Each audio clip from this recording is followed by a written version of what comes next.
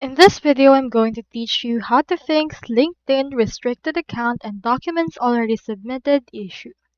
So if your account has actually been restricted by LinkedIn, you just need to choose right here the reason for account restriction, and it can actually show you what your restriction is and how to fix it. From in there, you can just follow the on-screen instruction. If that doesn't fix it, what you can do is you can just head over and click on this "Was this answer helpful?" and click on no. Or you can also head over to linkedin.com/help in order to see the help page of LinkedIn. From in there, you can actually contact LinkedIn in order to actually help or get some answers and get some help on how to fix your account. You can click on the contact us below and then click onto this, create a support ticket. Then from in there, you should be able to show in here this. So just choose in here your actual struggle.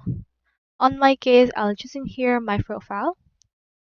In here, you can see some options. Just choose right here which one is the most applicable to you, and just type in here what you need help with, and then just wait for a few days for them to actually reply to your query.